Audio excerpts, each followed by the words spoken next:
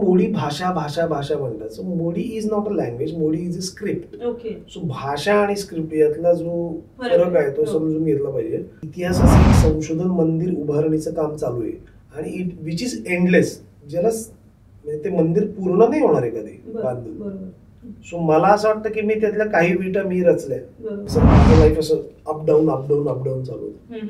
एक दिशा निश्चित अशी सापडत नव्हती आणि मला फोबिया आहे. I have a phobia. आत्ताच्या चष्म्यातून बघतोय.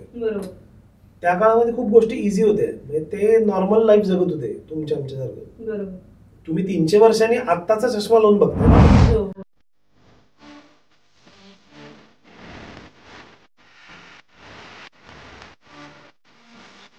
नमस्कार, MLA टॉक शो मध्ये तुमचं मनापासून स्वागत आहे. मी आहे तुमची host, founder and admin Maharashtrian ladies association.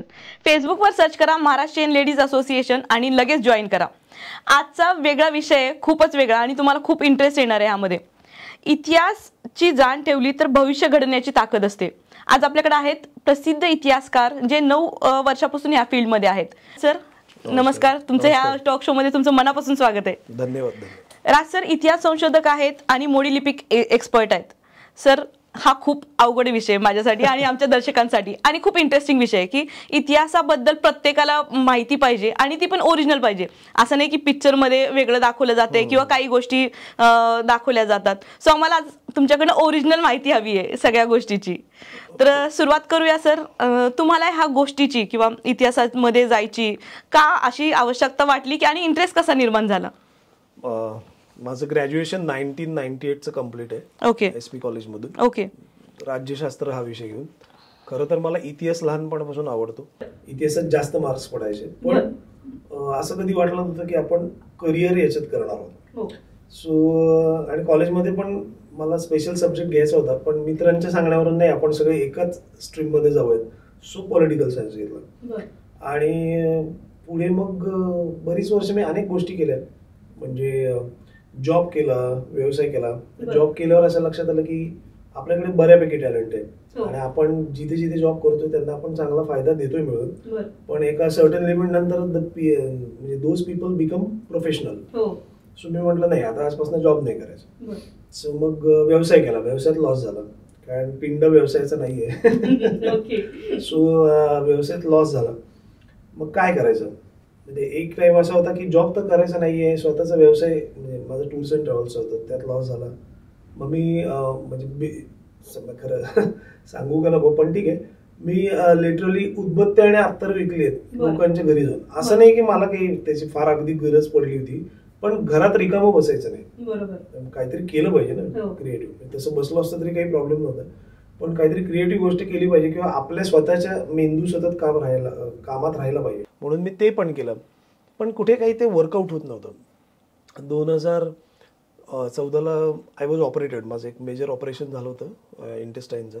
So वर्षभर घरी होतो आणि मग ते बसल्या बसल्या थॉट की आपण आजपर्यंत काय केलं, कशा गोष्टी केल्या, काय कशात का नाही हे झालं. सो मी आणि हे नेहमी प्रश्न विचारायचो की माझ्याकडे बुद्धिमत्ताच नसेल किंवा इतर टॅलेंटच नाही आहे तर ठीक आहे, मग मी काही केलं तरी चालेल, पण आय हॅव अ टॅलेंट आणि पण त्याचा मला प्रॉपर चॅनल किंवा त्याचा प्लॅटफॉर्म मिळत नाही जिथे मी स्वतःला एक्सप्लोअर करू शकेन. आणि मग मी देवाला प्रश्न विचारायचो की, आणि कुठेतरी असं ऐकलं होतं, आय डोंट रिमेंबर, पण बहुतेक एखाद्या चित्रपटात किंवा कुठेतरी मी तो सिरियलमध्ये ऐकलं होतं की every person is born for a particular purpose on this earth. या पृथ्वी तलावर जन्मलेला प्रत्येक माणूस देवानं काहीतरी विशिष्ट गोष्ट अचीव करण्यासाठी किंवा विशिष्ट काम करण्यासाठी त्याला या पृथ्वी तलावर जन्माला घातलंय. सो मी देवाला पण प्रश्न विचारायचो की Y I am born on this earth. पण त्याचं उत्तर मला 2015 मध्ये सापडलं. बाजीराव मस्तानी चित्रपट तुम्हाला आठवत असेल. Sanjay Leela Bhansali, Deepika Padukone, Priyanka Chopra. So this is something म्हणजे ना डेस्टिनी असते किंवा प्रत्येकाच्या लाईफमध्ये ना एक असा टर्न येतो की तुमचं लाईफच बदलतं. जे माझ्या आयुष्यात 38व्या वर्षीपर्यंत हा टर्न आला नव्हता. आणि मी बाजीराव मस्तानी बघायला गेलो चित्रपट, तर तिथे मी तो पाहिला आणि आय वॉज एकतर मला इतिहास लहानपणापासून विषय आवडायचा, चित्रपट पाहिल्यावर I was very much impressed. अरे म्हणलं खूप छान चित्रपट आहे. मग दुसऱ्या दिवशी आम्ही परत गेलो बघायला. बर. चित्रपट बघताना तिथे त्याचं टायटल येतं, ते 2 मशाली आणि असं बाजीराव मस्तानी. त्याच्या बॅकग्राऊंडला त्यांनी एक मोडी स्क्रिप्टमधलं पत्र आहे बाजीरावचं. तर ते तसं काहीतरी असं मला दिसलं. म्हटलं अरे हे मागे पत्र कसलं दिसतंय, म्हणून माझं लक्ष त्याच्याकडे असं जणू नियती खेचून घेते तसं ते माझं लक्ष त्याच्याकडे गेलं. आणि मग मला आठवलं की अरे ही तर मोडी स्क्रिप्ट आहे. आणि मग त्याच्यासोबत मला त्याचे काही गोष्टी आठवल्या की एक ज्येष्ठ आणि सुप्रसिद्ध इतिहासकार डॉक्टर कैलासवासी डॉक्टर ग. खरे, त्यांचे जे पुतणे आहेत आणि त्यांच्या मिसेस, तर ते आमचे फॅमिली फ्रेंड. मी डॉक्टर ग. खरेंना कधी पाहिलं नाही, कारण ते मला वाटतं खूप लहान असेल तेव्हाच ते गेले असतील.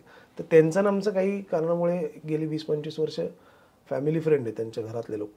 सो त्या डॉक्टर ग. खरेंच्या ज्या सुनबाई आहेत, म्हणजे त्यांच्या पुतण्याच्या मिसेस मधुरा कर्वे, त्या आमच्याकडे नेहमी यायच्या. आणि त्या मला नेहमी सांगायच्या की आमचे सासरे मी त्यांना तात्या म्हणायचे, तात्या खूप मोठे संशोधक, तुला माहिती असतील ग. खरे वगैरे. तर मी म्हणायचं असतील कोणीतरी. कारण माझा इतिहास क्षेत्राशी असा काही संबंध नव्हता. मग मला आठवलं त्या काहीतरी मोडी लिपीचं काहीतरी सांगत असायच्या. मग मी त्या थिएटरमधनं बाहेर पडल्या त्यांना फोन केला. म्हटलं की अहो म्हटलं काकू, तुम्ही म्हटलं मला ते मोडी लिपीच्या संदर्भात काहीतरी सांगितलं होतं, मला शिकायची आता ते. तर मग त्यांनी सांगितलं भारत इतिहास संशोधक मंडळात तुझं. तर मी म्हटलं ते कुठे आहे. तर ते म्हणाले भरतनाट्य मंदिराच्या शेजारी. माझं घर तिथून मोजून 5व्या मिनिटाच्या अंतरावर आहे. पण मी 38 वर्षापर्यंत इथं अशी काहीतरी संस्था आहे जी 100 वर्ष जुनी संस्था, जिथे मराठ्यांच्या इतिहासाचं किंवा भारतातल्या अनेक वेगवेगळ्या राजकीय सत्तांच्या विषयीचं संशोधन इथे झालं. आणि इथे दिग्गज इतिहासकार होऊन गेले. म्हणजे इतिहासाचार्य V.K. राजवाडेंनी स्थापन केलेली संस्था. तर ती संस्था इथे आपल्या घराच्या 5 मिनिटाच्या अंतरावर आहे, पण मला माहीत नव्हतं. सो मी तिथे गेलो. तिथे कळलं की 9 जानेवारीपासून वर्ग चालू होणार आहे. सो 9 जानेवारीला मी मोडी लिपीतला पहिला गिरवला. आणि आमचे वर्ग शनिवार रविवार असायचे. पहिले 2 दिवस आम्हाला फक्त स्क्रिप्ट शिकवली. आणि मला असं म्हणजे मला स्टील, मी जेव्हा आता ती गोष्ट आठवतो तर आय डू रिमेंबर असं काहीतरी एखादं भारावल्यासारखं झालं होतं. आणि मी दिवसातले 5-5, 6-7 तास किंवा मध्येच पहाटे 2 वाजता उठायचो आणि ती स्क्रिप्ट गिरवत बसायचो. सो स्क्रिप्ट शिकलो. म्हणजे 2 दिवस आम्हाला क्लासमध्ये शिकवलं, मध्ये 5 दिवस गॅप होता. आणि तिसरं लेक्चर म्हणजे पुढच्या शनिवारचं, त्या लेक्चरला जाईपर्यंत माझं मोडी लिपीची जी बेसिक 5 पुस्तकं आहेत ढवळे प्रकाशन, तर त्याचं पहिलं पुस्तक मला वाचता यायला लागलं. अरे बापरे. Okay. This was something a miracle. मला आता ते जाणवतं की काहीतरी हे वेगळं होतं. आणि मग ती आवड उत्पन्न झाली. मग मंडळात शिकलो. तो क्लास चालू असतानाच आमच्या सरांनी, म्हणजे ज्यांनी मला पहिल्यांदा सगळ्यात आधी मोडी लिपी शिकवली, मंदार लवाटे सर, ज्येष्ठ इतिहास संशोधक श्री मंदार लवाटे, त्यांनी सांगितलं की तुम्ही गव्हर्नमेंटची परीक्षा द्या. महाराष्ट्र शासन पुराविलेख संचालनालयाची एक परीक्षा असते, ती दिल्यानंतर तुम्हाला मोडी ट्रान्स्क्रिप्शन जे आहे, म्हणजे मोडी लिपी टू देवनागरी लिपी. आणि अजून एक मला सांगायचं आहे, खूप लोक मोडी भाषा भाषा भाषा म्हणतात. So Modi is not a language, Modi is a script. So भाषा आणि स्क्रिप्ट यातला जो फरक आहे तो समजून घेतला पाहिजे. सो मग तर ते लिप्यांतर तुम्ही ऑफिशियली करू शकता, जे कोर्टमध्ये व्हॅलिड धरलं जातं. सो तुमच्या रोजगाराचं पण तुम्हाला एक साधन मिळेल. तर मी त्याची एन्क्वायरी करायला पुणे अर्कावेज, जिथे पेशवे दप्तर आहे, ज्याला पेशवे दप्तर पण म्हणतात, तिथे गेलो. तर तिथे कळलं की आत्ता इथे अशी काही परीक्षा नाही आहे. आणि तिथे बाहेर एक फ्यून बसले होते, पण आता त्यांचं नाव आठवत नाही. मे बी त्यांचं आडनाव कांबळे असं होते, मला आठवत नाही. पण त्यांनी मला विचारलं सर तुम्हाला काय पाहिजे. तर मी म्हटलं नाही, मी ती एक्झामची हे करायला आलो होतो. तर ते म्हणाले नाही आत्ता गव्हर्नमेंटची तर नाही आहे, पण तुम्ही पुणे विद्यापीठाची करा की, तिथे आता 1 महिन्याचा आहे काहीतरी कोर्स. म्हटलं हो का. म्हटलं ते कुठे चौकशी करायचं. मग पुणे विद्यापीठाचे इतिहास विभाग. सो मी तिकडे गेलो आणि मग इतिहास विभागामध्ये चौकशी केली. तर तो साधारण मार्च महिन्यामध्ये काहीतरी चालू झाला होता कोर्स. 25 मार्च का असंच काहीतरी होतं. तर मी त्यालाही ऍडमिशन घेतली. It was a short term diploma in Modi script and documents. Doctor Girish Mandke जे आहेत त्यांनी शिकवलं, ते घेतात तो वर्ग. त्यांच्या मी क्लासला बसलो. सो माझा मंडळात झाला होता, मला मोडी यायला लागलं होतं. त्या क्लासला बसल्यावर माझ्या ज्ञानामध्ये अधिक भर पडली, कागदपत्रांमधले बारकावे मला कळले. आणि हे सगळं चालू असताना मी हट्ट धरला आमच्या सरांकडे, म्हणजे आमचे मंदार लावटेंकडे, मला पेशवे दप्तरला जायचंय. त्यांनी आधी सांगितलं की सर तुम्ही मला म्हणाले नाही म्हणे तुम्ही तिकडे काही जाऊ नका एवढ्या लवकर, आणि तिथे गेले की कागदपत्र बघितलं की फ्रस्ट्रेशन येतं. बर. कारण हिशोबाचे कागद स्पेशली बघितलं की तुम्हाला फ्रस्ट्रेशन येणार. सो आय सेड तरी जायचं मला. बर. मी गेलो आणि तर पुणे आर्काइव्ह्ज आपल्या काउन्सिल हॉलच्या समोर आहे. ती जुन्या जवळजवळ ती 125 वर्ष जुनी बिल्डिंग आहे आणि तिथे जवळजवळ 4 कोटीपेक्षा जास्त मोडी स्क्रिप्ट मधले डॉक्युमेंट्स आहेत. बर.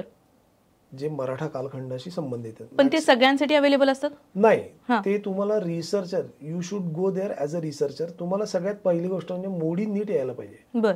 उत्तम मोडी आलं तर तुम्ही तिथे बसू शकता. ऑर एल्स तुम्हाला तिथे सांगायला कोणी नसतं. बरोबर. जसं मी समजा मंडळात बसले तर मला तिथे सांगायला 4 जण होते, काढलं तर तिथे सांगायला, कारण तिथे तुम्हाला शेजारी बसलेला त्याचा विषय वेगळा असतो, तुमचा विषय वेगळा असतो, आणि तिथे आणि ते बड ऑब्वियस तिथे PhD चे स्टुडंट पण येतात, आमच्यासारखे फ्रीलान्स संशोधक पण येतात. सो तिथे तुम्हाला ते लोक एकमेकांशी बोलायला अलाउच नाहीये. बर. Like a library. तुम्ही जायचं, तुमचं जे संशोधन आहे त्याच्याशी संबंधित कागदपत्रांचे रुमाल आहेत ते मागवायचा रुमाल, त्यातलं मोडी वाचायचं, तुम्हाला जे महत्वाचं वाटतंय ते तुम्ही उतरवून घ्यायचं, आणि मग पुढे जाऊन तुम्हाला पुस्तक लिहायचंय किंवा रिसर्च पेपर काय. पण तिथे पोहोचण्यासाठी इट टेक्स, म्हणजे मला असं वाटतं ना, पेशवे दप्तरला जाण्यासाठी नवीन विद्यार्थ्यानं किमान 1 वर्ष मोडीचा सराव केला पाहिजे. माझं एक काय लक फॅक्टर असेल म्हणा, माझं घर जवळ असल्यामुळे भारत इतिहास संशोधक मंडळामध्ये आम्ही रोज संध्याकाळी जाऊन मोडीचे रुमाल वाचायचो. म्हणजे ते मला अजून आठवत आहे, मंदार सरांनी आम्हाला ते रुमाल अवेलेबल करून दिले. आमचा ग्रुप होता, तर आम्ही सरावासाठी जाऊन बसायचो, आणि जो सरावाचा रुमाल होता तो अत्यंत घाणेरडा आणि किचकट होता. मोडीचा रुमाल म्हणजे रुमालामध्ये कागद रुमाल म्हणजे काय, तर मांजरपाटाचं कापड असतं. बरोबर. त्याच्यामध्ये साधारण 500 ते 1000 डॉक्युमेंट्स असतात. बरोबर. मग पत्र असतील, हिशोबाचे कागद असतील, अनेक असतात. बर. सो आम्ही ते बसायचो, त्यामुळे आमचा सराव चांगला झाला होता. आणि मला एक गोष्ट कळली होती, म्हणजे मी जेव्हा पेशवे दप्तरला गेलो पहिल्या दिवशी आमच्या गावचा रुमाल मागवला मी. आमचं जे गाव आहे पारगाव मेमाणे, मी उघडल्यानंतर त्यातले हिशोबाचे कागद बघितल्यावर मला मंदार लावटे सरांचा शब्द हे आठवले, शब्द की तुम्हाला फ्रस्ट्रेशन येईल. आणि मला खरंच फ्रस्ट्रेशन आलं. म्हणलं पण तरी मी एक ठरवलं, म्हणजे माझं डोकंच दुखायला लागलं, ऍसिडिटी वाढली, पित्त वाढलं माझं. पण म्हणलं नाही, आता काय म्हणलं ना, करा नाही तर मरा, अशी स्थिती आहे आपल्यासाठी. सो इथे पण आपण माघार घेतली तर काही मजा नाही. म्हटलं बसूयात, रोज बसूयात, तर वाचायचा प्रयत्न करूयात. आणि मग मी ते वाचायला सुरुवात केलं. माझ्या असं लक्षात आलं 4-5 दिवसांनी, अरे हीच तर मजा आहे. आपण या म्हणजे हिशोबाच्या कागदांमध्ये पण खूप इतिहास दडलेला आहे, हे दिसलं ते. आणि मग मी करत गेलो. मग मीनवाईल परत मला वाटतं नेक्स्ट इयर मोडीची गव्हर्नमेंटची परीक्षा दिली, आणि तेव्हाच मग MA हिस्ट्रीसाठी मी ऍडमिशन घेतलं टिळक महाराष्ट्र विद्यापीठात. ओके. आमचा एक ग्रुप होता, त्यातले आमचे 2-3 फ्रेंड्स होते. ते म्हणाले आपण MA करूयात हिस्ट्री. तर मी म्हटलं ठीक आहे, चला पुन्हा let's go for college life. Super super. So वयाच्या 38 इयर्सला तुम्ही परत MA, 40व्या वर्षी तुम्ही परत MA हिस्ट्रीला, चला प्रयत्न करूयात, गेले तर गेले पैसे वाया, असं मी म्हटलं. पण प्रयत्न करायला हरकत काय, आता इथपर्यंत आलोय आणि आपण प्रयत्न करायला हरकत नाही. सो मी गेलो, आणि ते माझ्यासाठी इतकं हेल्पफुल ठरलं.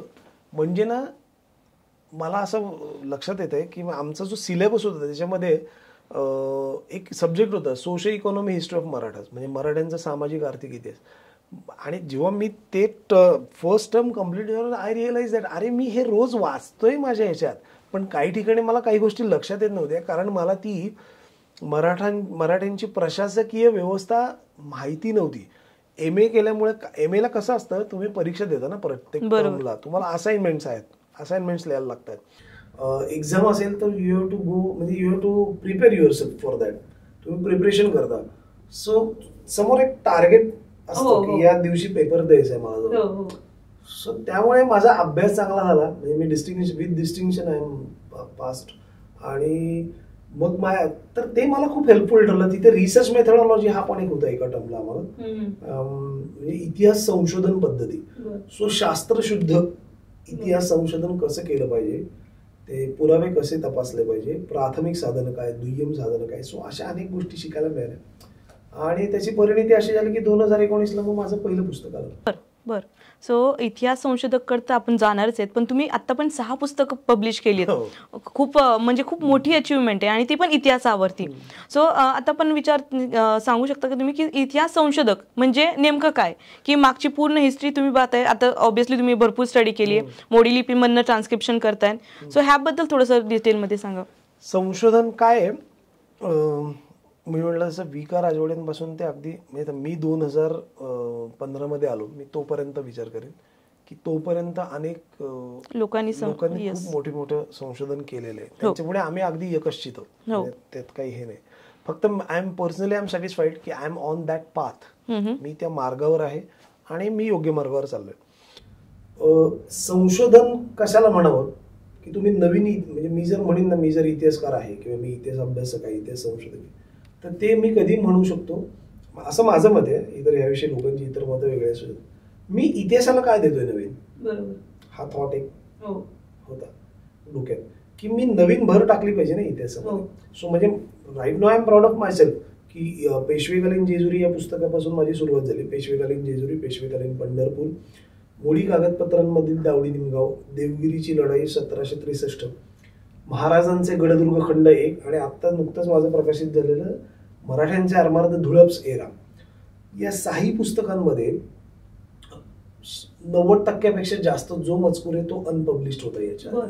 सो मला I am proud of myself की मी इतिहासाच्या म्हणजे मी नेहमी असं म्हणतो, मला असं नेहमी वाटतं इतिहासाचं एक संशोधन मंदिर उभारणीचं काम चालू आहे आणि विच इज एंडलेस. ज्याला म्हणजे ते मंदिर पूर्ण नाही होणार आहे कधी बांधून.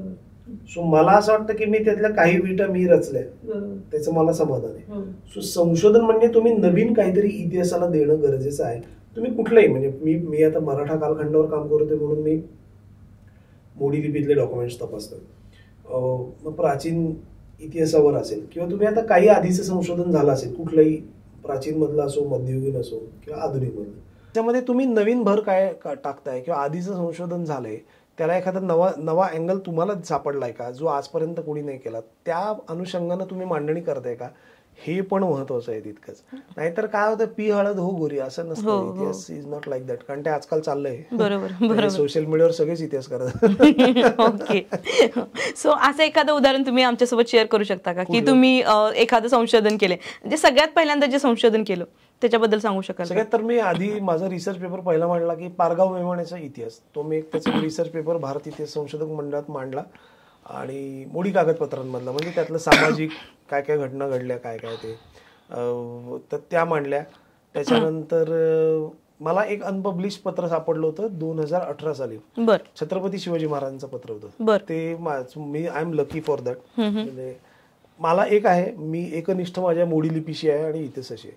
सो मे बी तो एक 2-3 वर्ष बघितल्यानंतर परमेश्वराला एक दया आली असावी की ज्या गोष्टीसाठी लोक वर्षानुवर्ष थांबतात ती गोष्ट मला अगदी सहज सापडली. आणि मी असं समजतो की माझ्या कुलस्वामीचा पण आशीर्वाद आहे, जेजुरीचा खंडोबा. कारण ते मी जेजुरीच्या कागदपत्रांवर काम करत असताना जेजुरीच्याच कागदपत्रांमध्ये ते शिवाजी महाराजांचं पत्र सापडलं मला. हा, सो ते माझ्या नावावर जमा आहे आणि मी असं समजतो की एक गॉड ब्लेसिंग आहेत ते सगळे. त्यानंतर पेशवेकालीन जेजुरी हे पुस्तक आलं. नंतर मग लगेच पंढरपूर, ही 2 मुख्य दैवत आपल्या महाराष्ट्राची, जेजुरी आणि तर त्यांचा पेशवे कालखंडातला इतिहास जो अनपब्लिश होता मॅक्सिमम तो त्याच्यामध्ये घेतलाय सगळाच. म्हणजे इतिहास म्हणजे इज नॉट हिस्ट्री, म्हणजे फक्त वॉर नाही, तर सामाजिक, सांस्कृतिक, आर्थिक, हे सगळ्या गोष्टी आहेत. म्हणजे पेशवेकालीन जेजुरीमध्ये देवाच्या खंडोबा देवाच्या जवळ पेशव्यांकडून हत्ती ठेवला जायचा सरकारातून, त्याचं एक मान म्हणून. त्या हत्तींना काय आजार झाले होते आणि त्याच्यावरती लाईन ऑफ ट्रीटमेंट आयुर्वेदिक काय, त्याचे मी कागद पब्लिश केले. तर असा पण विचार केला पाहिजे. मग मी हा विचार का केला, हे कागद का पब्लिश केले की इन फ्युचर म्हणजे एखाद्या व्यक्तीनं फक्त प्राण्यांना होणारे आजार याच्यावर समजा PhD केली किंवा त्याला काही रिसर्च पेपर मांडायचा असेल तर त्याला हा रेफरन्स मिळू शकतो की 18व्या शतकामध्ये हत्तींवर काय उपचार केले जात होते. तर त्याची म्हणजे औषधांची यादी, त्याचं प्रमाण वगैरे हे सगळं मी ते पब्लिश केलंय माझ्या पुस्तकात. हा, किंवा जेजुरीच्या खंडोबाच्या ज्या यात्रा व्हायच्या त्याच्यामध्ये कुठले कुठले प्राणी विकले जायचे, देवापाशी काय प्रकारचे म्हणजे कॅश किती यायची, सोनं नाणं किती यायचं, देवाच्या दागिन्यांची भली मोठी यादी 1811ची, म्हणजे ती पाहिल्यानंतर डोळे विस्फारतात, खंडोबाचे पण आणि म्हाळसाईचे पण. सो असे केले. सेम थिंग पंढरपूरच्या बाबतीत. त्याच्यानंतर दावडी निमगाव. तर 18th सेंचुरीमध्ये एक गाव कसं असतं तिथे काय गावगाड्यात छोटे छोटे तेव्हा एक ना पागोटा टाकण्याची प्रथा होती. फार इंटरेस्टिंग आहे, याची मला फक्त निमगावच्याच कागदात आढळले की म्हणजे गावातल्या काय होतं पूर्वीचं ना, प्रत्येक गावगाड्यातल्या प्रत्येक व्यक्तीची एक जबाबदारी असायची सामाजिक. जसं की पाटील असेल तर पाटील, जोशी कुलकर्णी असेल तर त्याची एक असेल, मग सगळेच 12 बळुते आले, सुतार, चर्मकार म्हणजे चांभार ज्याला म्हणतो आपण, ते अशा प्रत्येकाची जबाबदारी असायची. तसं मजूर पण असायचा. तर जे बिगार म्हणजे जे मजुरीसाठी जी लोक नेली जायची, तर एका व्यक्तीला जबरदस्तीनं एका वाड्याच्या बांधकामासाठी घेऊन गेले, त्याला जायची इच्छा नव्हती, त्यांनी परत आल्यानंतर त्याचं पागोटं टाकलं. व्हॉट डज दॅट मीन की त्यानं त्याची गावगाड्यातली जबाबदारी ह्याच्या पुढे मी म्हणजे पार पाडणार नाही अशी त्यांनी थोडक्यात तो रुसला आणि त्यांनी पागोटं टाकलं, मी नाही करणार आता काम कोणाच, गावातलं पण नाही करणार. सो मग ते गावकरी ते यायचे आणि त्याची समजूत काढायची आणि त्याला एक नवीन पागोटं घालायचे डोक्यावर, बाबा तू असं करू नको. म्हणजे प्रत्येकाचं महत्व होतं गावगाड्यात. तसंच एक हे होता, मला वाटतं व्यापारी नाही काय म्हणतात, एक मारवाडी होता, त्याचं घर फोडलं, चोरी झाली, 1000 रुपये. आता 1000 रुपये म्हणजे त्या काळामध्ये 15 रुपये तोळं सोनं होतं, तर त्यावेळेस 1000 रुपये. तर ते गेल्यावरती तो रुसला, ही गॉट फ्रस्ट्रेटेड, तो फ्रस्ट्रेट झाला, त्यांनी पागोटं टाकलं. मग त्याला 5 रुपयाचं पागोटं गावाकडनं घातलं जाईल. हे जे आहे ना, दिस इज समथिंग इंटरेस्टिंग. किंवा बघा निमगावचं झाल्यानंतर देवगिरीवरती, म्हणजे मी देवगिरीचं जे पुस्तक लिहिलं, मराठ्यांच्या ताब्यात देवगिरी, म्हणजे अल्लाउद्दीन खिलजीची स्वारी झाली, त्यानंतर 1317-18च्या आसपास देवगिरी मुघलांकडे गेला. मग नंतर बहमनी, अहमदनगरची निजामशाही अशा वेगवेगळ्या लोकांकडे होता. नंतर हैदराबादचा निजाम. 350 वर्षांनी देवगिरी मराठ्यांकडे आला. सदाशिवराव भाऊनी पानिपतला जायच्या आधीचे उदगीरच्या तहामध्ये देवगिरी घेतला. भाऊ पानिपतला निघून गेला, पुढे देवगिरीवर काय झालं हे माहित नव्हतं पुढे. सो तो 17 आणि बऱ्याच लोकांचा समज असा होता की 2 वर्षांनी देवगिरी परत दिला निजामाला, तर नाही, देवगिरी 17 वर्ष मराठ्यांकडे होतं. त्या 17 वर्षात तिथे एक मोठी लढाई झाली होती, 500 मराठी विरुद्ध 10,000 निजामाचं सैन्य. ती लढाई पण टोटली अनपब्लिश होती आणि ती लढाई आपण त्या पुस्तकातून आणली. तिथे अग्निबाण जे होते ते बनवण्याचा कारखाना होता, म्हणजे रॉकेट्स ज्याला म्हणतो. सो म्हणजे आत्ता असं सांगितलं जातं की टिपू सुलतानने अग्निबाण बनवले, शोध लावला नाही. मुळात अग्निबाणाचा उल्लेख 1598च्या कागदात येतो. शन्ना जोशी नावाचे मोठे संशोधक होऊन गेले, त्यांनी तो कागद केव्हाच पब्लिश केलाय. 1598ला एका महजरामध्ये अग्निबाणाचा उल्लेख आहे, तर त्याचं म्हणजे चित्रापासून ते सगळं आहे त्याच्यात.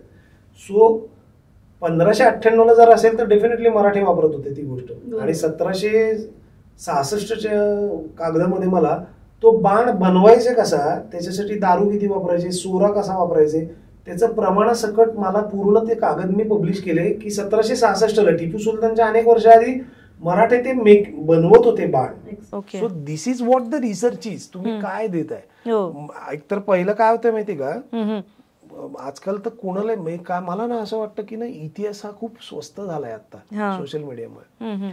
सगळ्यांना वाटतं मी इतिहासकार व्हावं. Good thing, it's a good thing, but you have to spend few years for that. तुम्ही काही वर्ष सातत्य ठेवलं तर तुम्ही चांगले अभ्यासक, चांगले इतिहासकार, संशोधक हो. पण आम्हाला काय म्हणतो ना, पी हळद हो गोरी या कॅटेगरीमध्ये पटकन ते झटपट इतिहासकार असतात, शीघ्र कवी असतो तसा झटपट इतिहासकार होतो. एखादं पुस्तक वाचतो की लगेच तो त्यातले फोटो काढतो आणि मग ते टाकणार की हा मी हा ऑलरेडी संदर्भ दिलाय, खाली स्वतःचं नाव लावून मोकळा. संशोधन कोणाचं आहे, काय आहे, तू नवीन काय देतोयस बाबा, मी तरी हा विचार करतो कायम. आणि ना म्हणजे बऱ्याच वेळा त्यामुळे थोडस लोकांचं हे पण होतं की जास्त स्पष्ट बोलतात. सो तुम्ही जेव्हा ऐतिहासिक माहिती गोळा करतात तेव्हा तुम्ही कुठल्या ह्याच्याशी क्रॉस चेक करता का की मी जे लावलेलं संशोधन आहे ते ऑलरेडी पब्लिश केलेलं आहे का? ते करावंच लागतं. मराठ्यांच्या इतिहासाची साधनं जी आहेत ती भरपूर आहेत. आधीचे ज्येष्ठ सुदैवानं आम्ही भारत इतिहास संशोधक मंडळात आमचं सगळं म्हणजे मोडी किंवा प्रशिक्षण झालं असल्यामुळे आम्हाला हे माहिती आहे की रेफरन्स कोणाचं घ्यायचे. राजवाडे असतील, वासुदेव शास्त्रीकर असतील, मराठी रियासत आहे, अनेक आहेत. आणि भारत इतिहास संशोधक मंडळाची त्रैमासिका आहेत, राजवाडेचं धुळ्याचं जे राजवाडे संशोधन मंडळ आहे त्यांचे. सो तिथे सगळं क्रॉस चेक करावं लागतं. आणि आमचे काही मी त्या बाबतीत काही सुदैव आहेत. आमचे काही मित्र आहेत जे मला पटकन काय हवं असलं की मी फोन करतो एक दोघं. आमचा एक मित्र आहे, त्याचं नाव मी जरूर घेईन, शिवराम कारलेकर. चांगला अभ्यासक आहे. कुठे काय पब्लिशन आहे तो पटकन सांगतो मला. मग मला ते बघायला सोपं पडतं की ते आधी त्यातलं काय पब्लिशन, मला त्यातलं नवीन काय सापडलं. सो आणि हे आमचं कर्तव्यच आहे की कुणी जर आधी ते पब्लिश केलं तर किमान त्याचं नाव तर दिलं पाहिजे ना. ही गोष्ट या माणसाने इथं दिलेली आहे आणि आम्ही आता पुढे जाऊन ती त्यातला एक नवीन पार्ट हा मांडतोय. सुपर. सो हे सगळं इतिहास संशोधन करताना वैयक्तिक दृष्टी तुम्हाला तुमच्यावर काय असं बदल झालेला असं वाटतंय? खूप म्हणजे मी 2015 पर्यंत मी म्हटलं तसं असं माझं लाईफ असं अपडाऊन चालू होतं. एक दिशा निश्चित अशी सापडत नव्हती आणि मला फोबिया आहे. आय हॅव अ फोबिया आहे मला. पण जेव्हा मी इतिहास स्वतः संशोधन केलं, काही गोष्टी मांडल्या आणि मला असं रिअलाइज झालं की या ऐतिहासिक पुरुषांपासून आपण काय शिकलो. भीती वाटते काही गोष्टींची, म्हणजे तो थोडासा एक आपण काय म्हणतो ना. आणि आत्ताचं जग जरा थोडं फास्ट आहे. तुम्हाला कॉम्पिटिशन आणि या गोष्टी, मी I never compete with anybody, I compete with myself only. म्हणजे मला असं वाटतं की मी मागचं पुस्तक लिहिलं त्याच्यापेक्षा पुढचं कसं बेटर होईल. बरोबर. हा, आणि कोण काय बोलते याच्याकडे लक्ष देत नाही. बरोबर. म्हणजे मला असं वाटतं मी फक्त माझं काम करावं आणि पुढे जावं. पण जेव्हा मी फ्रस्ट्रेट होतो, काही समटाइम्स असं होतं की आपल्या मनासारख्या गोष्टी घडत नाहीत किंवा वेळ लागतो या गोष्टींना. सो ॲट दॅट टाइम मग मी शिवाजी महाराजांचं चरित्र आठवलं की त्यांच्या लाईफमध्ये इतक्या घटना घडलेल्या आहेत की अफजल खान वधाच्या वेळेस जाताना सईबाई साहेब आजारी आहेत. आणि ते त्या मीनवाईल त्याच दरम्यान गेल्या. अफजल खान आलेला असतो, महाराज तिथे नव्हते सुद्धा, महाराज तिकडे होते प्रताप. सो त्यांनी काय पद्धतीने फेस केलं असेल. म्हणजे आपण त्यांचे इतपत मोठे निश्चित नाही होत. संभाजी महाराजांना औरंगजेबनी जे काही त्यांचं शेवटचे जे काही 40-50 दिवस त्यांचे हाल केले ते कसं त्यांनी सोसलं असेल. त्या मानाने आपली दुःख खूप म्हणजे काहीच नाही. म्हणजे मग असं वाटतं की once you are on a battlefield, तुम्ही मैदानात उतरल्यानंतर मग मागं नाही वळायचं, उतरायचं. सोल्युशन सापडत नसेल तर प्रयत्न करायचे. सुपर. आणि तो एक पॉझिटिव्ह ॲटिट्यूड माझ्यामध्ये आला. इव्हन हा इन्स्पायरिंग आहे. गुजबम्स येत आहेत की जेव्हा तुम्ही मैदानात उतराल तेव्हा पाठीमागं नाही वळायचं. मग पाठीमागं तुमची फॅमिली असेल, तुमचं पर्सनल काही रिलेशन असेल, काही असेल, त्याला पाठीमागून वळून नाही वळायचं. बाजीप्रभू देशपांडे पावनखिंड चित्रपट पण होता. बाजीप्रभू देशपांडे जेव्हा तिथं उतरलेत महाराजांच्या मागं, म्हणजे त्यांच्या मागावर हे सगळे सैन्य आहे सिद्धीचं, त्यांना काही नव्हते का फॅमिली वगैरे, होत्याच ना. पण एकदा उतरलं की महाराज तुम्ही पुढे जा, आम्ही आहोत तिथे बघायला. मुरारबाजी देशपांडे ते एक. संभाजी महाराजांच्या मोहिमा 9 वर्षातल्या जर बघितल्या, काय होतंय संभाजी महाराजांविषयी ते इतके गोंधळ घालून ठेवलेले आहेत. पूर्वीच्या काही पूर्वीच्या म्हणजे काही दशकांपूर्वीचे चित्रपट आले. अर्थात ते चित्रपट किंवा त्यांच्यावर जे काही नाटकं वगैरे लिहिली गेली ती सगळी त्यावेळेस उपलब्ध असलेल्या साधनांवरून. त्यामुळे ज्यामध्ये संभाजी महाराजांचं एकदम वेगळं चरित्र हे केलं होतं. पण जेव्हा पुढे संशोधन झालं, वासी बेंद्रे असतील, डॉक्टर कमल गोखले असतील, त्यांच्यामधून जे संभाजी महाराज उलगडतात ते खूप वेगळे आहेत. बरोबर. 9 वर्षात एकाच वेळेस पोर्तुगीज असतील, मुघल असतील, इंग्रज, सिद्धी, ह्या सगळ्यांच्या अंगावर एकाच वेळेस जाणारा माणूस आहे. म्हणजे ही व्यक्ती इतकी मोठी असू शकते, छत्रपती संभाजी महाराज. ते तुम्हाला चरित्र वाचल्याशिवाय कळत नाही. हो, नुकतेच तुम्ही आता 2 मूव्हीज पूर्ण केले, वीर मुरारबाजी आणि महावीर छत्रपती संभाजी महाराज धर्मरक्षक. येस, खूप सुंदर मूव्हीज तुम्ही, म्हणजे तुम्ही खूप हेल्प करताना मी पाहिले. इव्हन तुमचं डीपी मध्ये पण महाराजांना तुम्ही काहीतरी सांगताय ते मी पाहतोय. म्हणजे खूपच सुंदर. म्हणजे त्याचा संदर्भ म्हणजे तुम्ही त्याच्यावर स्टडी केली असणार ऑब्व्हियसली, पूर्ण स्टडी करून तुमच्याकडनं ती हेल्प घेऊन तो मूव्ही बनवला असेल. एक क्युरिओसिटी म्हणून, म्हणजे आता इतिहासात वाचले आणि हा माझा प्रश्न आहे, दर्शकाकडनं अजून वेगळे प्रश्न येऊ शकतात. शिवाजी महाराजांचा जो एंड आहे तो कुठेही जास्त अनटोल्ड स्टोरी आहे, म्हणजे जास्त वाचला नाही जात, तो कसा झाला सांगू शकाल का? शिवाजी महाराज आजारीच पडले, आजारी होते. हो, ते जेव्हा गेले 1680 मध्ये, त्याच्या काही दिवस आधीपासून ते आजारीच पडले होते. आता त्याविषयी काही म्हणजे काय म्हणतो ना त्यात पण अजून काहीतरी थोडंसं काय गडबड होतीये काय, की मी म्हटलं तसं इतिहासाचा वापर काही वेळेस ना सामाजिक तेढ क्रिएट करण्यासाठी केला जातो आणि तो सगळीकडनं होतो. म्हणजे मी फक्त पर्टिक्युलर कोणाला एकाला दोष नाही देणार असं आहे. सो म्हणजे काय साधनं काय सांगतायत त्याप्रमाणे ते आजारी पडूनच गेलेले आहेत. बाकी ते मग त्याच्याविषयी वावड्या काय वाटेल तेवढं, मग ते काही लोकांनी मंत्र्यांनीच मारलं वगैरे वगैरे. सो दिस इज म्हणजे काय त्याला हे नाही, मी म्हणतोय तसं की नाही. म्हणजे सभासद बखर ही जास्त त्यातल्या बखर असून सुद्धा पण ती त्यातल्या त्यात बऱ्यापैकी ते सभासद बखरीतल्या बखर हे दुय्यम साधन आहे आणि प्राथमिक साधन म्हणजे अस्सल पत्र. तर ते सभासद बकरीतला बराचसा भाग अस्सल पत्रांशी जुळतो, त्यामुळे ती बऱ्याचदा म्हणजे विश्वासार्ह मानली गेली आहे ती. बरोबर. सो महाराज आजारीच होते. आणि एक सिंपल गोष्ट आहे, साधारण 30 वर्षात त्यांचं म्हणजे मी हेच करिअर म्हणतो पॉलिटिकल 30-35 16 पासून सुरू झालं, शून्यातून एवढं मोठं साम्राज्य उभारलं. दगदग किती असेल, त्यांना झोपा होते का, एक संपलं की दुसरं संपलं. बरोबर. शास्ता खान नाही झाला की परत दुसरं काहीतरी आहे. मग कधी हा येतोय मिर्झा राजे जयसिंग येतोय, कधी अफजल खान येतोय.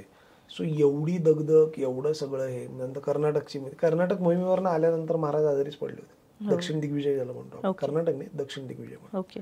सो जसं तुम्ही आता सांगितलं की इतिहासामध्ये काही काही गोष्टीवर तुम्ही नाही का त्यांनी मूवी बनवली किंवा त्याच्यावर नाटक किंवा काही परत संशोधन किंवा पुस्तकं लिहिली गेली. मग हे इतिहासामधल्या ज्या झालेल्या चुका आहेत त्या सुधारण्यासाठी तुम्ही काही करता का, किंवा असं नव्हतं, किंवा तुम्ही काही पुरावे देता का? नाही, आता काय संशोधन जे खरं संशोधन आहे ते सुधारण्याची काहीच गरज पडत नाही. ओके. त्याच्यामध्ये आयदर भर पडते. काय आहे ना, इतिहास कशावर, इतिहास संशोधन म्हणजे काय, माझ्या हातात समोर काय पुरावा आहे. बऱ्याच वेळा असं होतं की आता मी जसं म्हटलं शिवचरित्रामध्ये सभासद बखर मधल्या बऱ्याच गोष्टी शिवचरित्रामध्ये येतात. त्याचं कारण आहे की त्या गोष्टी फक्त त्या सभासद बखरीतच आहेत. बऱ्याच वेळा असं होतं की जेव्हा प्राथमिक पुरावा म्हणजे पक्का पुरावा काही नाहीये कागदपत्रांचा, तेव्हा बखरीमधलं ती गोष्ट त्या वेळापुरतं ग्राह्य धरली जाते. मे बी इन फ्युचर, भविष्यामध्ये त्या घटनेविषयी अजून काहीतरी वेगळी गोष्ट मिळून मग त्यात संशोधन ते अपडेट होऊ शकतं. हा, पण सोशल मीडियावर जे चाललंय ते मी काही कोणाला सुधारायला जात नाही, बिकॉज दॅट्स नॉट माय. पण वाईट वाटतं का किंवा हे वाईट वाटतं, पण त्याला कारणीभूत मी फक्त त्या लोकांना नाही धरत, तर जे वाचणारे ते गृहीत धरून ते डोक्यात धरून पुढे काहीतरी त्याच्यावरती ऍक्शन करणार, रिएक्शन देणार आहेत, त्यांचा पण तेवढाच दोष आहे ना. म्हणजे मला वाचकांचा किंवा प्रेक्षकांचाही तोच दोष वाटतो की समजा एखादी व्यक्ती इतिहासाचा आधार घेऊन सामाजिक तेढ क्रिएट करते किंवा त्याच्या अनुषंगाने काहीतरी इतिहास मांडते, मग पण त्याचा ऐकणारे पण जे लोक आहेत ते पण तेवढेच दोषी नाहीत. बरोबर. You should cross check that. बरोबर. म्हणजे समोरच्यांनी ते क्रॉस चेक केलं पाहिजे. हा एखादी गोष्ट सांगतोय काहीतरी, तर ती गोष्ट खरंच खरी आहे का. म्हणजे आमच्यासमोर खूप लोक हास्यास्पद विधानं करतात, म्हणजे आम्ही ऐकतो आणि मी शांत बसतो, ठीक आहे, ओके. म्हणजे कारण एकाला मी जर एकाचं तोंड धरायला गेलो तर तिथे 10 जण येतात. सो पण एक सांगू का, हा पण ट्रेंड आहे. बरोबर. फक्त फेसबुक होतं पहिले, आर्कुट होतं ना. मी आर्कुटवर नव्हतो कधी, मी फेसबुकवर आलो. फेसबुक आलं, आर्कुट आउट झालं. बरोबर. आत्ताही फेसबुक आहे, पण फेसबुकच्या ट्रेंड पेक्षा आत्ता ट्रेंड तुमचा इन्स्टाचा आहे. राईट. आणि आता इन्स्टा नंतर काय येणार हे पण मला माझ्या एका मित्राने सांगितलं. म्हणलं नाही, आम्ही ठीक आहोत, I am okay with Facebook. तरुण मुलं तर फेसबुकवर नाहीयेत, they are on Insta only. ती पिढीच वेगळी आहे. सो आता हा पण जो ट्रेंड आहे ना, फेक नरेटिव्ह सेट करणं, हे इथे, हा पण अजून काही वर्षांनी संपून जाईल. मे बी मला असं वाटतं त्यासाठी आत्ताची जनरेशन थोडी किंवा पुढची अजून एखादी जनरेशन जेव्हा मॅच्युअर्ड होईल आणि ते जास्त कीनली बघायला जातील, तेव्हा त्यांना प्रॉब्लेम काय आहे, Indian people are very emotional. बरोबर. मी इतिहास आणि वर्तमान यात मोठा गॅप आहे, 300-400 वर्षांचा. तत्कालीन सामाजिक रचना वेगळी होती, आत्ताची सामाजिक रचना वेगळी. हा विचार जेव्हा प्रत्येकाला कळेल ना, हम्म. तेव्हा मग इतिहासाकडे फक्त इतिहास. आता सुद्धा आमच्याकडे समोर डॉक्युमेंट्स मध्ये खूप गोष्टी येतात, बरोबर. पण मी पर्पजफुली त्या मांडत नाहीत, because I don't want to create an issue. घाबरायचा प्रश्नच येत नाही, कारण इतिहास सांगणं हा काही कुठला गुन्हा नाहीये कायद्यानुसार. बरोबर. आणि आम्ही कागदपत्रांनुसार काय घडलंय हे सांगतोय, बरोबर. तुम्ही काय करा असं नाही सांगत. हो. पण तरी त्याचा गैरफायदा लोक घेतात आणि काहीतरी गोंधळ घालून ठेवतात. आणि मग असं वाटतं की त्या सामाजिक अस्वस्थतेला आपण का कारणीभूत व्हावं. बरोबर. म्हणजे मी नेहमी आमच्या मित्रमंडळींमध्ये की आपण अमेरिका किंवा इंग्लंडमध्ये असतो तर आपण बिंदास ते मांडू शकलो असतो, कारण तिथले लोक मॅच्युअर्ड जास्त आहेत. बरोबर. किंवा म्हणजे इमोशनल आहेत, पण भलती जलतीकडे इमोशनल. आपले लोक भलतीकडेच इमोशनल होतात. सो इमोशनल, आता इतिहास मांडताना आम्ही पण इमोशनल जर झालो तर आम्ही खरा इतिहास मांडू नाही शकणार. बरोबर. प्रॉब्लेम हा होता. हो. सो इतिहासकारानं स्वतःची जात धर्म बाजूला ठेवून न्यूट्रल संशोधन करावं. तुम्हाला साधनं काय सांगतायत दॅट मॅटर्स. बरोबर. मला काय वाटतं हे मॅटर नाही करणं. बरोबर. That doesn't matter. बरोबर. जेव्हा तुम्ही एखादं संशोधन करता तेव्हा काही लोक असतील ना की तुम्हाला अपोज करणारे, की नाही बाबा तू सांगितलं चुकीचं आहे, आधीच याचा शोध लागलाय, असं कधी होतं का? नाही, म्हणजे आता शक्यतो मी माझ्या बाबतीत असं फार मला वाटतं एकदा असं झाला, म्हणजे एखाद दुसऱ्या वेळेसच झालं असेल की अरे हे आधी पब्लिश आहे. बट सपोज ते काय ना, शेवटी I am also human being. सगळ्यात पहिली गोष्ट, मी काही ब्रह्मदेव नाहीये, मी चुकणार नाही. बरोबर. मी तुम्हाला सांगतो, मी मगाचपासून ज्या मोठ्या मोठ्या इतिहासकारांची नाव घेतली त्यांच्याकडनंही अनावधानानं काही चुका झालेल्या आहेत, पण दॅट डज नॉट मीन की ते चांगले नाहीये, अभ्यासक नाहीये. सो फक्त तुमच्याकडे ना स्वीकारण्याची तयारी पाहिजे. मला जर समजा माझं काही चुकलंय आणि इफ समबडी शोज मी, ते दाखवून दिलं तर मी ते ऍक्सेप्ट करीन आणि मी ते करतो. Okay, it's okay. पण असं कमी मला आठवत नाही एखाद अगदी ते इनिशिएटिव्ह याला झालं होतं, अगदी इनिशियली म्हणजे सुरुवातीच्या काळात झालं होतं की मला माहित नव्हतं दिस इज बीन पब्लिश्ड. मला ही गोष्ट माहित नव्हती. आता आम्हाला मेथोडॉलॉजी माहिती आहे, तेव्हा आम्ही आधी बघतोच ना तपासून काय नाही. पण ते आता ते माझ्या संशोधनाशी रिलेटेड असेल तर ते ज्यांनी पब्लिश केलंय त्याचा देऊन पुढे आम्ही काय करतोय, नवीन देतोय, ते पण आम्ही लिहितो. पण असं नाही.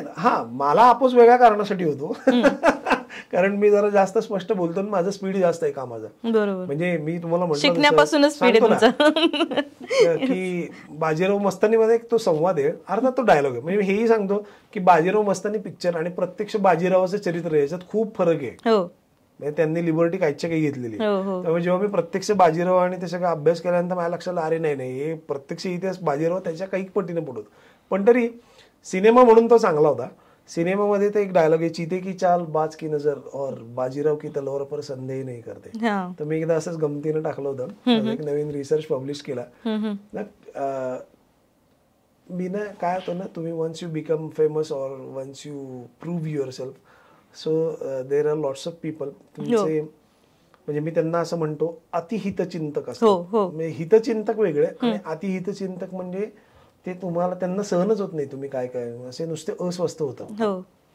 खूप लोकांना असा प्रश्न होता, अरे हा कुठनं आला एकदम काय रिसर्चर झाला आणि याचं नाव काय झालं एवढं.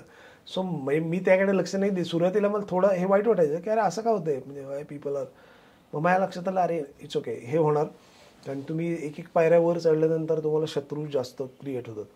सो मग मी एकदा गमतीनं असंच टाकलं होतं, चीते की चाल बाज की नजर बाजीराव की तलवार और राज मेमणे की रिसर्च पर संदेह नाही करते. सही.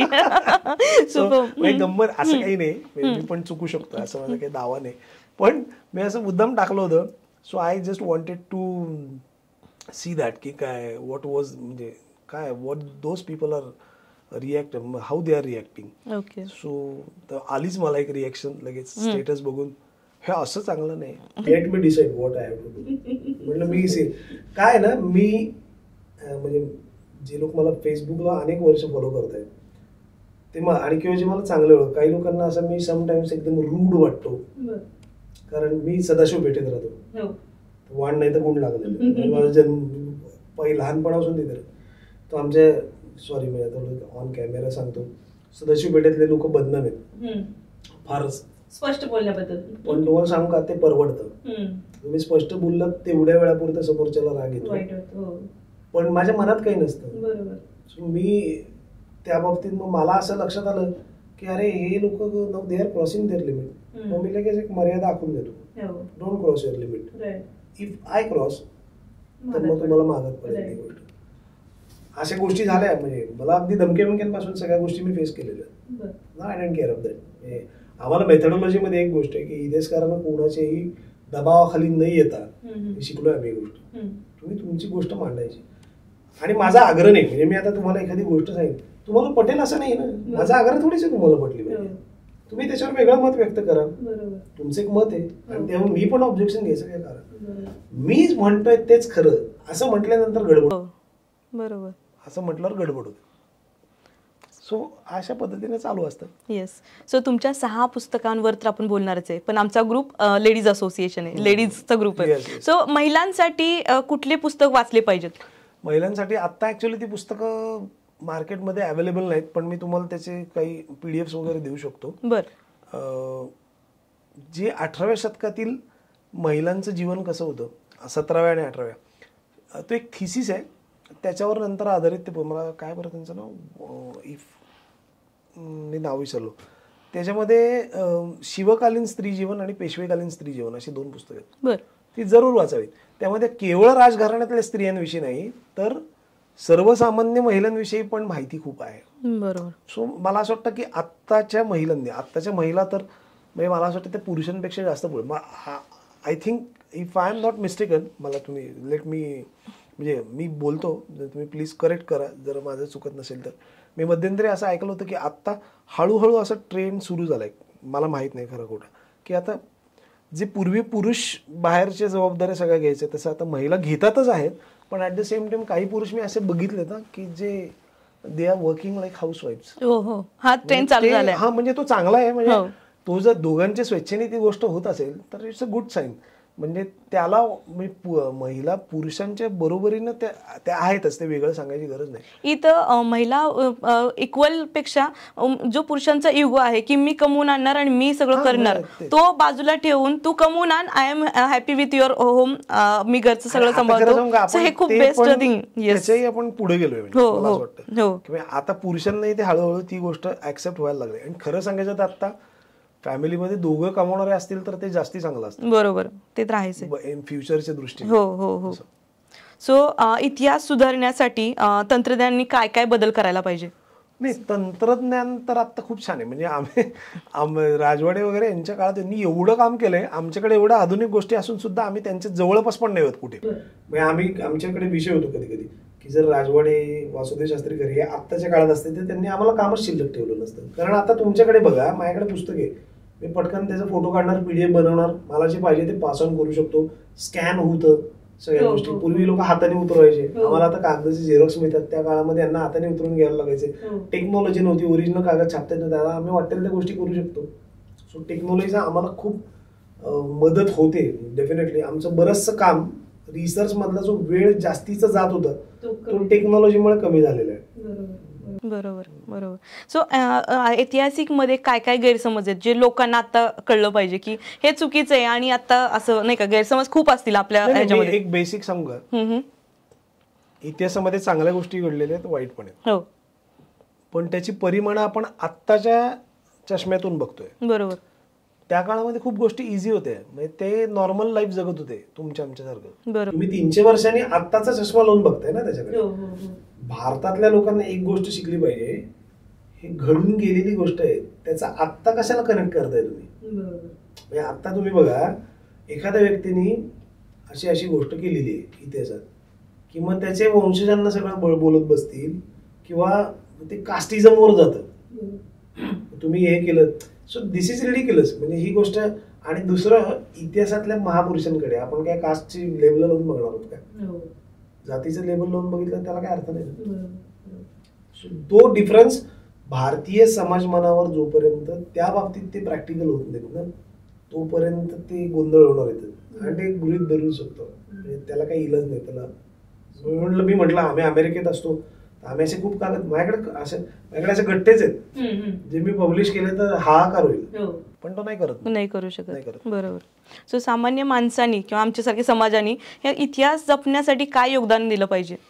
पहिले तर आपल्या प्रत्येकाच्या म्हणजे आपण जिथे कुठे राहत असो, आपण पुण्यात राहतोय, बरोबर, काही लोक गावात, तर बऱ्याच ठिकाणी ऐतिहासिक वास्तू असतात. हो. किमान त्याचं नुकसान तरी करू नका, संवर्धन नाही जमत हो, आहे. हो. संवर्धन करायची कामं अनेक संस्था करत असतात, हे करत असतात. गड किल्ल्यांवर जाताना टाइमपासला जातात लोक, पिकनिकसाठी जातात. हो. चेंज म्हणून जाणं वेगळं, पिकनिकसाठी जाऊन तिथे खूप कमी, असे अनेक मध्ये काही आहेत. तरी आता बरेच दुर्गप्रेमी लोक सजग असल्यामुळे अनेक गोष्टी आता कंट्रोलमध्ये आहेत. पण तरी शासनाचं पण लक्ष नसतं. बरोबर. आता हे मी जाहीर बोलीन, मी त्याला काही घाबरायचं कारण नाही, आम्ही इथेच करत. पण शासनाचं पण तेवढं सहकार्य लाभत नाही. सो किमान ऑर्डिनरी पर्सन काय करू शकता तुम्ही, कुठली म्हणजे एकतर सोशल मीडियावरच्या पोस्टवरनं काही गोंधळ आपल्यामुळे होऊ नये एवढी काळजी घ्यावी. बरोबर. समोरचं जे सांगतो ते खरंच खरं आहे का, ते आपण स्वतः तपासावं. आपल्याला समजत नसेल तर 4 तज्ञ लोकांना विचारावं, ही खरंच गोष्ट खरी आहे का. त्यालाही काउंटर प्रश्न विचारले पाहिजे, तू सांगतोयस तर कशातले बाबा, आणि आम्ही हे खरं का मानू. बरोबर. सेकंड थिंग, ऐतिहासिक वास्तूंमध्ये गेल्यानंतर तिथे बेसिक गोष्ट आहेत, लोक कचरा काय भयंकर करतात. तुम्ही कुठलेही बऱ्याचशा किल्ल्यांवर मी बघितलं किंवा ऐतिहासिक वास्तूंमध्ये पण ते काय खाण्याचे पदार्थाचे पॅकेट्स टाकलेले आहेत, काय हे पण कळत नाही लोकांना भारतातल्या. आपली संस्कृती जपली पाहिजे ऑब्विसली. आता तरी ते कमी झालंय, पूर्वी नावं लिहिली जायची, प्रेमयुग. सो वेगळंच भाषा असेल. सो किंमत इतिहास, मला असं वाटतं मराठ्यांचा इतिहास हा खूप मोठा आहे, त्याला म्हणजे स्वाभिमानाचा आहे, अभिमानाचा आहे, प्रत्येकाला अभिमान वाटेल असा इतिहास आहे मराठी. तो किमान आपल्याला बेसिक माहिती असावा, या दृष्टीनं बेसिक तरी माहिती असावं, आपल्या मुलांना सांगावं. बरोबर. पुढच्या पिढ्यांना मराठ्यांचे. आता चित्रपटांमधून एक्झॅक्टली आय नो चित्रपटात लिबर्टी घेतली जाते कधी कधी, पण but obviously it's a movie. तो चित्रपट आहे, फक्त लिबर्टी घेताना मी तरी आता ज्या 2 चित्रपटांसाठी काम केलं तिथे एक प्रयत्न केलाय की लिबर्टी अशी नाही घ्यायची की इतिहासच बदलून टाकायचा, तसं नाही. तुम्ही ऍक्शन्स करताना लिबर्टी घेऊ शकता, इतर छोटी मोठी घेऊ शकता, पण इतिहासातच बदल करून टाकायचा आहे त्याला, ती liberty that won't be accepted by the people. ते लोकांकडनं ती ऍक्सेप्ट पण केली जाणार नाही. सो आम्ही तो प्रयत्न केला की इतिहासातून, आता सगळेच जण कारण पुस्तकं वाचत नाहीत. बरोबर. प्रत्येक जण वाचणार का पुस्तक. तर आम्ही जी वाचतो ती पुस्तकं तुमच्या समोर ठेवली तर तुम्ही एक 10 मिनिटांनी अहो हे काय सर. सो असं आहे. आणि मेन पुढच्या पिढ्यांना आपला इतिहास माहिती व्हावा या अनुषंगानं ते झालं पाहिजे. या 9 वर्षाच्या कालावधीमध्ये तुम्हाला असं एखादं हृदयस्पर्शी क्षण मिळाला का की कोणाकडनं शब्बाशकी मिळाली आहे? खूप मला अवॉर्ड्स मिळाले खूप. माझे टीचर्स आहेत त्यांनीच दिली की they feel proud of me. त्यांना माझ्याविषयी आनंद म्हणजे हे वाटतं, अभिमान वाटतो की बाबा एक तरी विद्यार्थी झाला तयार. असे असतील अजूनही, पण शाबासकी मेन घरच्यांची, आईची खूप मिळाली. कारण हे वेगळं फील्ड आहे, ऍक्च्युली वेगळं फील्ड आहे. घरची शाबासकी जास्त महत्वाची असते. बरोबर. की मी म्हटलं ना की एवढ्या सगळ्या प्रोसेसमधनं जाऊन जेव्हा सक्सेस मिळेल, सक्सेस असाच नाही मिळत. बरोबर. तुम्ही कुठल्याही फील्डमध्ये. हे तुम्ही जे 2 फील्ड केले, वीर मोरारजी बाजी आणि धर्मरक्षक, सो ह्या दोन्हीसाठी तुम्ही स्टडी केला असेल. सो तुम्हाला पिक्चरच्या आधीच म्हणजे मूवीच्या आधीच तुम्हाला असं माहित होतं का की ह्याच्यावर मूवी बनणार आहे, तर अजून त्याच्यावर डीप स्टडी करून आपण ह्यांना एक स्टोरी बनवून द्यावी? कसं म्हणजे सुरुवात कशी झाली? आम्ही बसलो तर अगदी पहिल्याच दिवसापासून आम्ही होतो आणि घटनाक्रम लक्षात घ्यायला लागतो. पहिले एक स्टोरी त्यांना बेसिक काय घडलंय हे तुम्हाला त्यांच्याशी बसून डिस्कस करा. मी सुदैवाने मी 6 वर्ष मी स्वतः थिएटर केलंय 1999 ते 2004. सो नाटक किंवा फिल्म्स मध्ये पण काही मी त्यावेळेस छोटे मोठे रोल केले होते serial. So I knew that की फिल्म ऍक्च्युअल बनताना कशी जाते, पण ती बनायच्या आधीचे बेसिक गोष्टी असतात ना, घटनाक्रम कसा घडलाय त्याच्यावर मग पुढे ते स्क्रिप्ट वगैरे लिहिलं जातं, कुठे लिबर्टी घ्यायची काय, या सगळ्या गोष्टींचा विचार केला जातो, कसं दाखवू शकतो आपण जास्तीत जास्त चांगलं. सो बट ऑब्वियस ते करावं लागतं. देवाच्या कृपेने मी इतिहास संशोधक आणि अभ्यासक किंवा त्या फील्डमध्ये असल्यामुळे, आणि मी सोशल मीडियावर बऱ्यापैकी ऍक्टिव्ह आहे. सो आय न्यू की लोकांना काय आवडत नाही आणि काय नाही आवडेल आणि काय नाही. सो मला ज्या ठिकाणी वाटलं नाही ही लिबर्टी दिस वोंट वर्क, तर मी त्यांना सांगायचो सर हे करू नका. आणि सुदैवानं दोन्ही म्हणजे धर्मरक्षकला तर आमचे संदीप मोहिते सरांनी तर आम्हाला फ्री हँडच दिला होता की राज सरांकडनं फायनल घेत चला तुम्ही म्हणून. तेवढं त्यांनी खूप सहकार्य केलं की म्हणजे तेवढं त्यांनी आम्हाला फ्री हँड दिल्यामुळे. आणि आमचे दिग्दर्शक पण तुषार शेलार किंवा इतर पण अनेक जे वेगवेगळ्या हे होते HOD, सो ते म्हणजे ती लोक त्यांचं सहकार्य खूप लाभलं. त्यामुळे ते स्क्रीनवर दिसताना ते इतिहासात कुठं गोंधळ नाही झालेला. बरोबर. त्यामुळे मग तिथे ते तसं दिसतं. बर. ते करावं लागतं तुम्हाला. नाही तर मला असं वाटलं की बाबा नाही हे असं नाही होणार, तर मी स्वतःच ती गोष्ट करत नाही. कारण ते माझी स्वतःची क्रेडिबिलिटी मी आजपर्यंत आहे किंवा चांगली एक इमेज आहे तर ती खराब का करायची. बरोबर बरोबर. आता अपकमिंग काही इव्हेंट्स आहेत तुमचे, मूवीज किंवा बुक्स? माझा जे मराठा नेव्ही वरती जे पुस्तक आलं होतं त्याचं इंग्लिश व्हर्जन येईल लवकरच, पण ते इंडियन नेव्हीला मी डेडिकेट करतोय. बरं. आणि मूवीचं आहे चालू, पण आता त्याच्यावर नाही बोलत आहे, चालू आहे, काम चालू आहे बेसिक. बरं. सो राज सर, तुम्ही आज इकडे आलात आणि खूप सारी इन्फॉर्मेशन आमच्या दर्शकांना मिळाली आणि हा विषय वेगळा आहे. अजूनही आपण तो एक वेगळा एपिसोड पण घेऊ शकतो की एवढा डीप नॉलेज आहे. सो आपण निश्चित आपण एखादा पुढचा पार्ट पण घेऊया तुमच्या अपकमिंग एक प्रोजेक्ट आल्यानंतर. सो तुम्ही आज आलात आणि आमच्या सगळ्या दर्शकांसोबत बोललात त्याबद्दल मनापासून धन्यवाद.